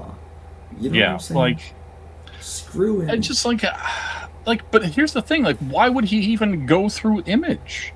Like, he doesn't need to. He could just self-publish that book. Thank you, Jay Ryan. This is because he is a boomer unk. This is Like, the problem. what the fuck? This is. It's just, a like, disease. This, like, it is. It's a It seems like it. disease. It seems like the boomer unkitis is fucking inflaming everyone. Yeah. Like, it is infuriating to me to just, like, have people be like, oh, I've got to go through Image. It's like, no, you don't. You'd make way more money doing it on your own. You wouldn't pay Image for shit. And there's plenty. There's, like, Quartermaster Logistics. There's fucking, like, whatever RJ's stupid fucking fulfillment Critical company Blast. is. Critical Blast. Yeah. Whatever, right? There's Use all that. kinds of things that you could use. Well, and Kelsey's stuff got shipped out by Mike Barron's company, Yeah. right? Like, yeah. and because that's where I got my book from. Like, I'm just like, what are you people fucking doing? You know what? You could even have hockey do your Australian distribution. And Yeah, he'll listen, he'll if drop your books in a puddle. You know what Yeah. I'm saying? Yeah, if I wanted, like, my books to be delivered by a man who's on caravan half the year Yeah. and I is know, crying about nobody fucking giving him money, I would do that. But Yeah. until then, I just, like, Yeah. there's so many options. Like, and I've seen people get all pissy too about, like, where people are getting their shit printed, and I'm just like, what the fuck's Hey, wrong with you? what? Like, okay, so I see this debate with people who, like, don't even have the money to have the morality that they speak of, and so they're like, oh, I wouldn't get my book printed anywhere but in the US. And I go, okay, when I look at even Canada and the US, if I look at getting my book, because I've been doing a whole bunch of, because I'm getting ready. We're getting ready for a bunch of things to happen here. And if I look at US printing places, I look at, like, Comics Wellspring. It's closed now, by the way. Dude, that was crazy. The freaking Pam at Comics Wellspring. Yep. She got fired, dude. She was like an MVP. When I was printing volume 2, Yep. we would call her up almost like every day, and we'd be sitting there working on files. She sent us, like, proofs. She was the greatest Yep. person to work with. But she here's made us hold on. She made us, like, Okay. special foil editions of the book just as a Yeah. gift, and sent us a nice handmade note because me and my dad would deal with her or whatever. Yeah. And she's like, "Oh, thanks for letting me be a part of this journey." Blah blah blah blah. And Right. that's why they're fucking closed. And then next thing you know, like a year later, I was scrolling on Twitter, and randomly I see some randos that I don't even follow being like, "Yo, did you people hear the news? Pam got fired at Comics Wellspring." And people are like, "What did Pam do? Pam was the best. Pam Yep. was great." And then, like, a month later, the news breaks, Comics Wellspring is shutting down. It's going back Yep. to Gecko Well, printing. Black Lives Matter can't keep a comic printer You know what open. was funny about it? You know what's funny about it? Is they had just redone their entire website like 3 months prior to this. Yep. And they were changing their offerings and all this stuff, and I was paying attention to it because originally I was going to do Nashcan or whatever this summer. Yep. So I was looking at stuff, and so I was paying attention because I was like, "Oh, I loved working with Pam, so I'm going to use Comics Wellspring again." Yep. And I was like, "Oh wait, they're changing the website." Next thing you know, now they're completely gone, and I'm like, "Bruh." Yep. But I Well- wonder what happened. That they fired. Well, they got rid of everybody, right? Like, I don't know. I don't know Like- if they did or not. well, they're not functioning. They're not even a functioning printing place anymore. Because I couldn't tell if they're just saying, okay, they're going back to the old name, or if, like, it's new owners. Yeah. Well, anyway, like here's the thing though, like Whatever. long story short, getting your book published at Comics Wellspring or any of these American or Canadian publishers is $2,000 to $3,000 compared to going to like a Chinese printer publisher and spending $700. Yeah, but like, Why would no? Why when I'm trying to make money selling books, spend $3,000 when I could get the exact same books, probably with better quality, probably with embossing, probably with all this stuff, for $700, right? Like whenever I'm Todd McFarlane, I can decide to spend that extra money. But now, when you're just starting the game and being like, I better print in the United States of America because I want to bleed fucking money and not make any money off my first however many books I do. Right? I think it's like... I get what you're saying, but you're also talking to somebody who refuses to not print in the U.S. Well, no, You know but what that's I'm saying? fine. But that's fine. But like, if like a lot of people who are saying to do this have A, never printed a book, B, don't even like have the, what should I say, the wherewithal to probably ever print a book. And they're out there being like, nope, I would never print it in China. Yeah, Fucking yeah. commies. Yeah, Blah, blah, blah. And it's like... unless you're actually gonna stand by what you're saying, you know what I'm saying? Yeah. Then like you Like shouldn't be talking. you Yeah, know? there's a lot of LARPing, you know. Yeah. But my thing is like, I'm just like, the margins are going to be so thin on the books. And the format and stuff that I'm doing is a prestige. There's not going to be cheap floppies of my book intentionally, right? There's not going to be any like bullshit little thing, right? And I'm just like, if I get it printed here, or if I'm like, oh, I'm going to be like Doug TeNapel and get my stuff printed at Jostens, the yearbook company, like, you know what I'm saying? Like, who, like you have to have hundreds of thousands of dollars for that to even be in the realm of possibility, right? And so, like, your base morality and your pretentiousness about like supporting that means nothing if you don't sell books, if you're not making and printing books and shipping them to people, right? You can have all the morality and say you're gonna print in the States all you want if you're willing to lose money hand over fist at the start. I would rather make money at the start and then go, okay, now that we're established, I can spend that money here.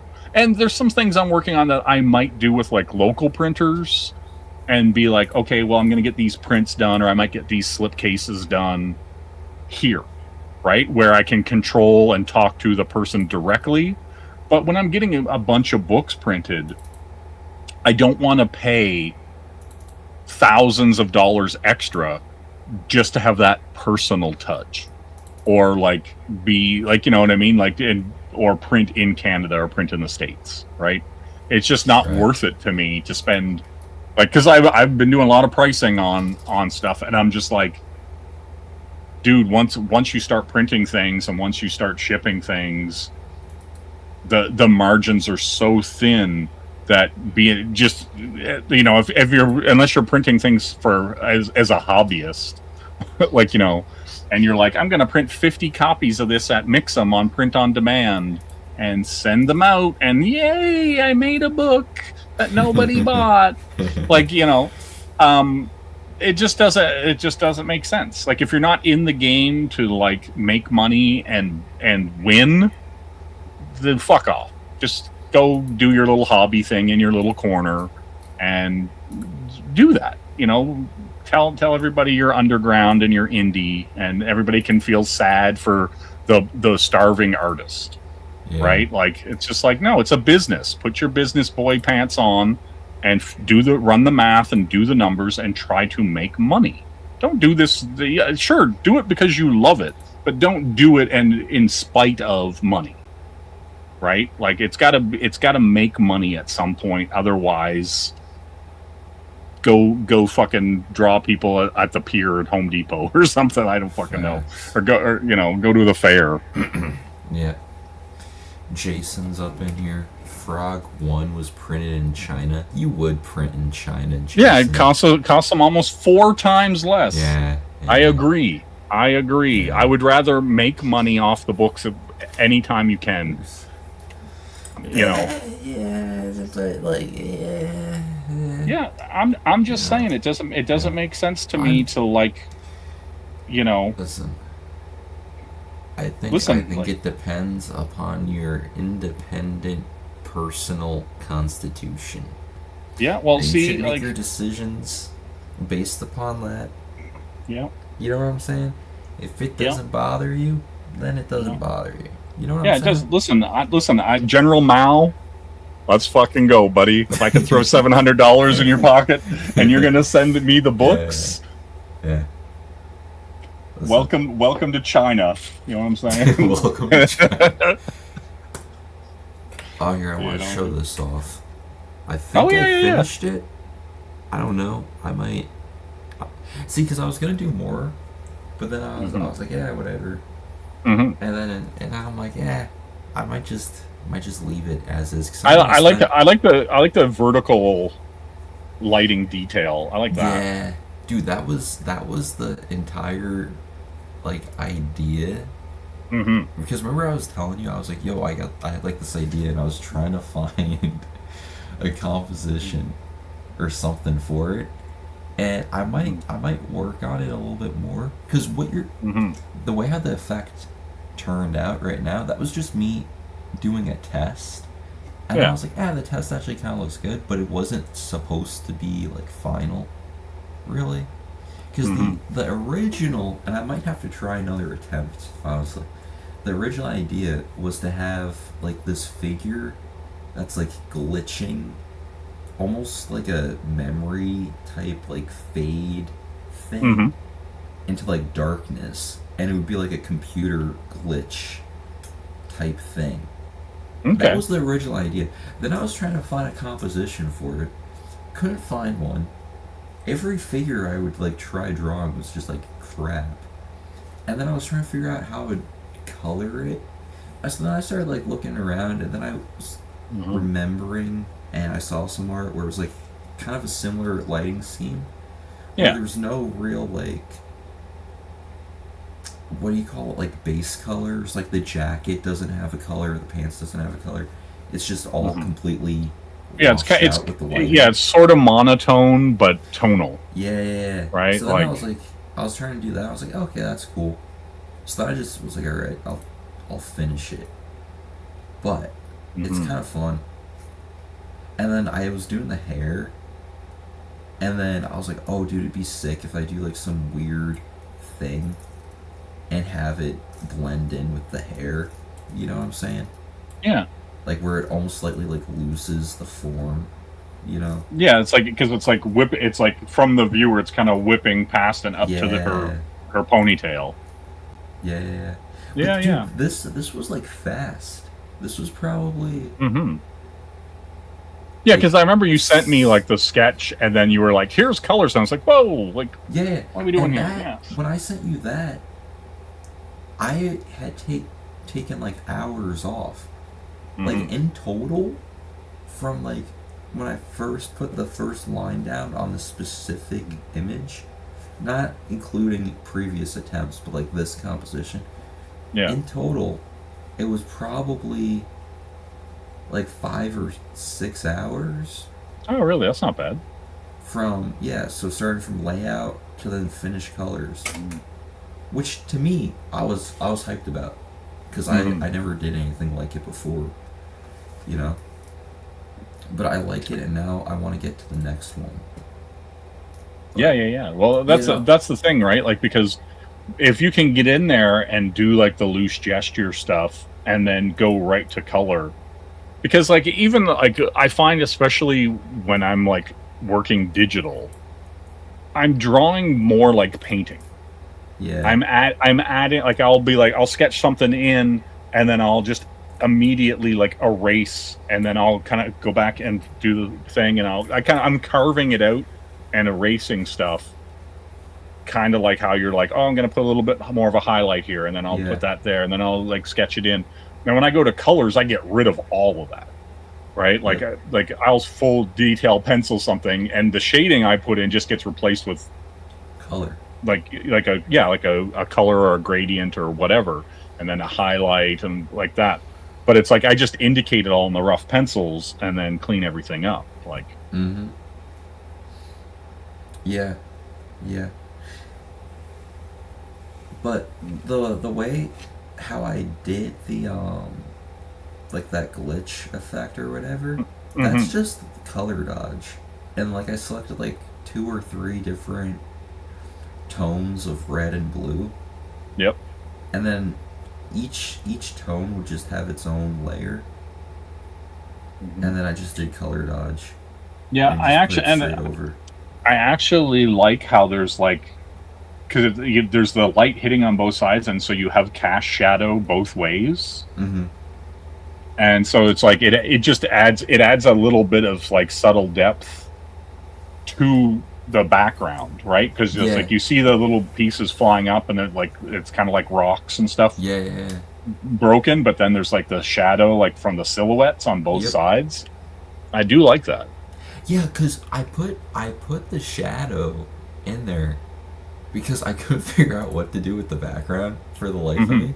Because I was sitting here and I was like, because I was thinking then, okay, I'll have her like coming out of a vortex maybe at one point.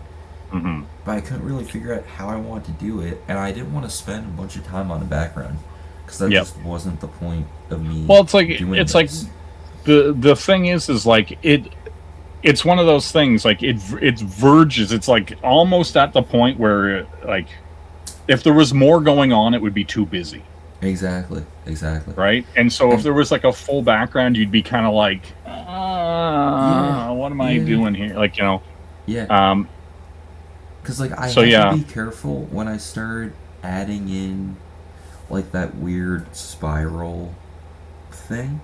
Because I started doing that, and as I was doing, I was like conscious about the groupings of the lines. Because I was like, okay, I wanted to frame everything, and then like, but not have too much busyness around her, but still frame it. Yeah, like it's flow, you know. Yeah, like what's funny about it is like whenever you first showed it to me, I was kind of like, like with the vertical stuff, and I was just like, because like normally people would do the swoop, through because it pulls your eye, right? Because it comes from the top and it swings around and then comes out. And I looked at it and I was like, oh, that's, and then I was like, I don't know if I would have done the vertical stripe thing. But it works. Like I looked at it for a minute, and I was kind of like, I don't hate it, but I wouldn't like I like, you know weird. What I mean? Like, like I'm just like, because I was kind of like, I really like that effect, right? Like, because of the way it cuts through the blue, and because of the way like you like overlaid it and stuff like that, it like pops, and then it actually gets cut into by her ponytail. And so I was just like, I dig that. I like how that effect looks. Because like it's weird, right? Because of the lighting too. Because like you're using oranges, like really like a bright orange there, and I'm like that doesn't like. I was like, technically that's like however many shades off. Like, you know, but yet it still works. Like I was like, I kind of dig that, because like I wouldn't like, it's weird. Like I don't go to oranges that way. I usually like, even when I shade stuff, like if I'm doing shadows and stuff, I usually end up going into like purple tints. Right. And like, cause I don't ever like, I hate coloring or doing anything with full black shadows. I just think it's like lazy. Yeah, it's trash. Yeah. And like, I'm just like, and it's fine. Like if you're fully inking something and it's never going to be colored, whatever, throw black on the thing. But as soon as like someone has to color it and you know it's going to be meant for color, then you're just asking somebody to do a bunch of color holds, and you're asking like for all this stuff, right? So if you draw things with the intention that it's going to be colored, you're just not throwing as much black ink around, right? You're just not like being like, I'm just going to throw blobs of ink on here and black everything out, because then a colorist has to go, what do I do with this fucking mass of black ink, right? Yeah. And so, you know, and if unless you're working like in like a more simplified like Sin City style or something, you can throw blacks in there in simple colors. But even with Sin City stuff, as soon as you start doing too much to it, it just starts looking bad, right? So you have to either do very simple flat colors and sparse lighting, or you just keep it in black and white and go for it, right? Because even when you look at like Miller's Electra stuff, right? There's very little in the way of heavy black inks on that. Like everything is like, so it's some of his thinnest, cleanest line work, right? Yeah. Because he knew he had a good colorist, right? Like that was the thing. He had somebody who was coming in and elevating his work. And so like he wasn't just slapping black ink on everything. And like, because it's like if you go look at that book, it's even lighter than his Dark Knight stuff. It's lighter than his Daredevil stuff. Do you know what I mean?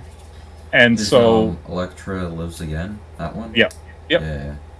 And so like he's very fine, thin line work with that, because he knows that the colorist is going to elevate it. He doesn't need to like accentuate, because you see even in that book he's thinking more like the staircase shot that's in that, like he's thinking more graphically in a graphic design way and moving you through the page. He's not thinking about slapping blacks all over those pages, right? And so like the work is much better for it. That could be clipped. Hey, slapping blacks. Yeah, you know what I'm saying? Listen, sometimes 13% of the time you got to be slapping blacks 65% of the time. You know what I mean? Yeah. But yeah. But no, like it's interesting to see that kind of stuff, and I do think like you have to be conscious of it, especially like, I mean, like in the time that we've been going back and forth about art, the kind of stuff that you're looking at is far different than what you were initially looking at. Yeah. Right? And so you're looking at things in spring tones. You're looking at things by artists who are using painted textures and working completely digital and stuff like that, and not just, oh, here's, you know, some old issues of fucking Youngblood. Like, you know what I mean? Like, Yeah. you know, Yeah, because I sent this to Shelby. I don't know if it wasn't the finished one, but it was similar. And he hits me with the kind of cool. I wouldn't use that for like a full-time style though. And I sat there and I was trying to think. I was like, what should I tell this guy? You know? I was like, yeah. and so I was like, I came up with like 5 different like responses. Eventually, I was like, yeah, I mean, it's not for comic work. You know what I'm saying? Yeah, but like here's the thing though, right? Like, I thought it was funny. I sent it to you, and you were like, "Oh, that's kind of cool. I dig it," or something. Yeah. Like that. I sent the same image to him. He hits me with the kind of cool. I wouldn't switch that full time. Yeah, like, but like, no, it's just funny. It's just funny when you think about it, you know? Yeah. But the thing is like, what is for comic work? Like, do you know what I mean? Like, what is it? What is a style that is for comic work? Like, you know, I don't know if Jason's still here or whatever, but like, is his style for comic work, or is it like what for anything? like you know, no, but like, do you know what I mean? Like, it's like everybody has these different styles, and comics can be anything. right? Yep. And so it's just like, Yeah. are you like, if you're not doing a 90s style comic with like, you know, cross hatching and whatever inks, it's like whatever. But like, you know, it's like comics can be anything. That's kind of the beauty of them, and Yeah. getting mentally locked into what can or cannot be used for something is just limiting yourself, right? Like Yeah. you could literally be running through a page in the book, and she could be hacking into a computer, and then you suddenly cut to that page and that's her on the net, Yep. right? Like it just depends on what you're trying to achieve and what you're trying to like make the viewer feel and think when they're seeing the piece that you're shoving in their face. So it's just like, you know, do whatever gets the emotion, the feeling that you're trying to get across. Exactly. And if it happens to be in that style for however many images or even the whole book, it's fucking how you do it. Like, Yeah, and that's Like- like why I even did that in the first place.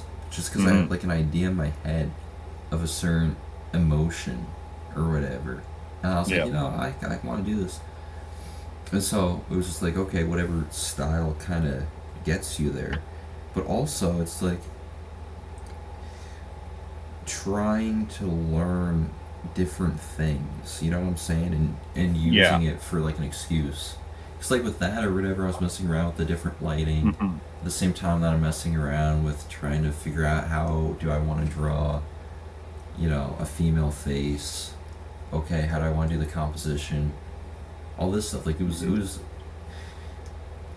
an excuse to kind of mess around with like other things, which then like you can apply to whatever. Mhm. You Yeah, know well, what I'm saying? like that's the thing. Like if you look at a lot of the images that I've posted, like the digital work that I've done, Mhm. and if you go and look at like that Joker piece I did however many years ago, that's me experimenting with light and texture and whatever. Like every one of those pieces has something different in it that isn't in the previous posted piece, right? Because I was experimenting with something, and I do a lot of that experimentation in coloring or in design, and that stuff bleeds into what I'm actually working on, Yeah. right?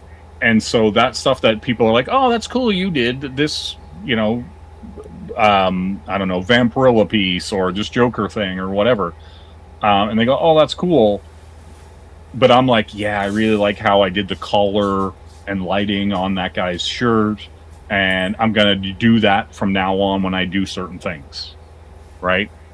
Or I Yep. did a color hold I really liked, and I know how to effectively use that now, and that bleeds into the actual work. All those anything I post online has nothing to do with what I'm posting most of the time. Most of the time it's like, hey, I'm doing something behind the scenes, and this is the way for me to have a finished outlet for it. And be like, Yeah. okay, that piece was done. I achieved that, and I really like how this part turned out. Cool. We're gonna adapt that and use that now for moving forward. And you know, and the fact that people liked it and retweeted it or whatever, bonus. It's just like, cool. You guys liked it, whatever. I'm just gonna keep trucking along. It's good. You know. Yeah, because like also with this thing or whatever, because I've been working on the animation, and Mhm. it's at a very monotonous part, you know, Yes. because I'm just doing this animatic, and so I'm just essentially doing like stick figures. I mean, I could be doing more than stick figures. Sometimes I do if I'm feeling it, but otherwise I'm like, nah, screw that, bro. I'm like, I gotta get through this, and this is just like for a layout. You know, this is just to get the feel of how this thing plays. Yep. So I'm like, I don't need to be doing anything more than that. But it's very boring, and it's very mind heavy work. Yep. Because essentially you're just laying out like 50, you know, paintings a day, and you're Yep. not getting It's- to see, and you're not getting to see any of them to completion. But you're doing the hardest part of it, or one of the hardest parts of it, where you're thinking about the layout and the composition and this and that, And you're Yeah. just doing Well, that and, over and over and over and over and over again. So I was getting tired yeah. of it. And I was like, okay, I want to have something else that I can do. Well, I it's don't want, like, and I was like, I don't want to do my comic stuff because my comic stuff I sell. So there's a certain amount of pressure, or like a certain like quality thing. You know what I'm saying? mhm, It's not like I can just go there and like mess around. You know what I'm saying? yeah. When I Well, do it, it's it's like, like I have something I'm trying to achieve. So I was like, okay, I'll do whatever, chill painting. I like painting. I've been trying to get into painting. I'll do this. I mhm, can then have a drawing, which then I can post on my Instagram, because I'm still trying to find to get into a habit of doing art that can be posted. mhm, So mhm, I'm trying to get myself into that. So I was like, okay, well I could do this, and then it'll give me a break from the animatic or whatever. And then like, but even with this, there was stuff where I was essentially practicing stuff for the animation, as far as like yeah. coloring goes, and how little information I could give, and to see how it would how it would like read. You know what I'm saying? Yep. And then, oh, how could I actually go around it? But then also, even beyond that, it's like, okay, well, I want to keep drawing because I don't want to allow myself to get rusty, because I know I'm gonna have to draw very fast in the next few months, and so I need to start warming myself up. That way, then I'm not sitting there all rusty and I can't, throw down a figure, or I can't do this or that. So I was trying to do all those things, with that piece, which, Mhm. it ended up doing, and it turned out kind of cool. So it was fun. Yeah. The funny thing about that is like a lot of people would be like, "Oh, it must be so exciting to be like working on your own thing." I get at like people all the time like, "Oh, it must be so exciting," or "Oh, like, whatever." And I'm just Yeah. like the initial part where you're like, "Oh man, I'm going to do this. This is exciting. Oh, Yep. this is how it's going to turn out. I can see it in my head." Right? And then everything in between that is drudgery. It's just like, okay, I got to do this. Okay, I got to clean up all this line work. Okay, I got to do all this. Now I got to lay the flats in. Now I got to color it. Now I got to pick my lighting source. Now I got to go in. Okay, this background needs this texture for it to look right. And it's just this like clawing your way to get to what is already in your head, Yep. right? And it's just this long process of getting it to the thing. And people are just like, "Oh, it must be so fun." And I'm like, yeah, it's fun at the start and it's fun at the end, but everything in between is drudgery until it gets done. Yep. And like there are moments where you're like, "Oh, like even doing some of this stuff for this gem thing I'm doing on the side, there's been just sometimes when I just draw a face or an expression of one of the characters and I'm like, that's fucking great. I love that." Right? Yeah. I love how that looks. I'm super stoked about it. I like where this is going. And then I keep going, and then it gets into the drudgery again because you're just cleaning shit up and you're doing your color choices and you're like, and there are little moments of, oh yeah, this is fun and this is cool, but most of it is drudgery. It's not like Yeah. everything's magic and like I've drawn and there's birds sitting on my shoulder and whatever. It's just like I got some music on or a movie on and I just have my head down and I'm working. Yeah. And it's not fucking like glamorous or fun or anything like that. And like most of the struggle for me is just to sit there and work on it. You know what I'm saying? Yep. Because Yeah. I'll sit down, I'll start doing it. Like 5 minutes in, I'm like, I kind of want to go check Twitter. I'm like, 5 minutes in, I'm like, Yeah, and then I go do something, and then I'm like, I kind of want to go eat some food. well, yes, and there's You know what I'm always saying? somebody like messaging you about dumb shit or asking you to do stuff or whatever, and you're That's just the like, worst thing too. Okay, because I love having the excuse, like if I'm sitting there and I get a text from my friend, I'm like, let's go, right? mhm. But if I'm sitting there and I've been procrastinating and I finally sit down to start doing the work, I'm like, okay, I'm gonna force myself to do it. And I sit there, I start working on it, and then I get interrupted with somebody who wants me to go do something, And then I'm like, Mhm. oh, come on. Then that like ruins my day, type thing. You know what I'm saying? Mhm. Where I'm like, Yep. duh. And then you finally get back, and then you sit down, and then they want something else.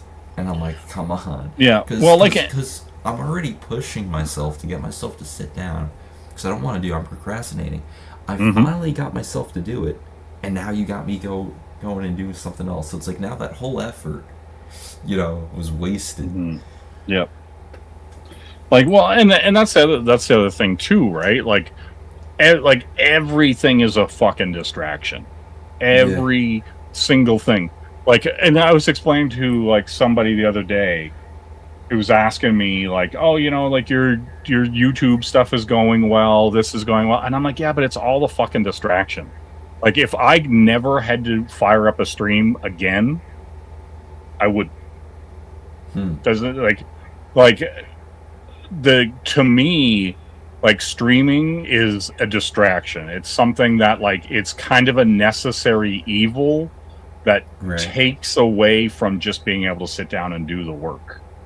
Right. And like, because in the space that we're in, right, like, people expect you to stream. People expect me to stream tomorrow. I mentioned on one of my other streams that I might stream the next day, and then I'm in a chat, and like somebody else's stream in their chat, and somebody comes in the chat and goes, "I thought you said you were going to stream tomorrow," and I said, "No, I might stream tomorrow." Right? And they're like, and so there are people that just constantly have this expectation that you have nothing better to do with your time than stream. You have nothing better to do with your time than fucking play Fortnite or whatever it is, right? And it's just like, a lot of times I'm just like, I wish fucking people had more going on in their life that you didn't have to always be present, right? And that you could actually get your own shit done. And they were getting their own shit done, right? There's just a lot of people not getting anything done, and like everyone's like apparently too available to like do anything, right? Like, it's like, but like they're not getting their own shit done, but they're always available to fucking just be around, like, and I'm just like, it's weird. Like, I have mixed feelings on it, because like, you kind of have to do this whole thing and build the relationships and get people interested in you as a person, so that when you put your work out there, they actually give a shit, right? Like, because it's a weird thing where the work has to kind of attract people and stand on its own, but then also people want this like relationship with you where they know you to like, to an extent, or they know like the 2 hours of a week they see of you. And so like, it's like that weird thing, that push-pull between like, yes, the parasocial dynamic of the internet and streaming and all that kind of stuff. But it's like, a lot of people don't even do the YouTube thing because they are like, I don't have the personality, like, they're like, I don't have the personality for it, or, whatever. And it's like, well, guess what, asshole? You better find the personality for it, because if people don't see you do work or see you on a stream and can relate to you in some way, they don't give a fuck about anything else you're doing. Right? And like, and this is a fact, because a lot of the guys who come from Marvel and DC, once they have left there and go on to YouTube, they might have, like, look at Jimmy Reyes, right? Jimmy Reyes had like 20,000 subs because he did little videos on inking and whatever. But when he fired up a live stream, he was lucky to have 10 people there. Right? And so, like, those things don't carry over. The personality didn't carry over to him being in a live stream than just putting up a video that was like, here's how you set up your scanner to scan in your artwork. Because that's just valuable information that people are like, oh, I can watch this in 5 minutes. Cool. Like, how to turn blue lines to whatever. Cool, I can watch that in 5 minutes. And he gets views and subs from that bit. But then when it comes to actually interacting with people, he just doesn't have the juice. Like, there's no squeeze for the viewer. And like, And so, like, it's because it baffles me. I see it all the time. Like, there'll be times when I'll have like 10 or 15 or 20, sometimes 25 people plus in my streams.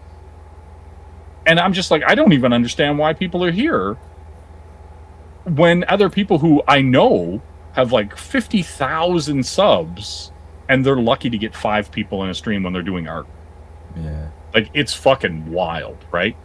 And so, like, that kind of thing. So, on one hand, I am grateful and happy that people want to watch the dumb shit I do, right? Or when I post a video that, like, when I edited down that Youngblood episode 100 stream that was like 3 or some hours long, edited it down to like an hour and a half video or whatever, and it's already getting like almost 200 views already, right?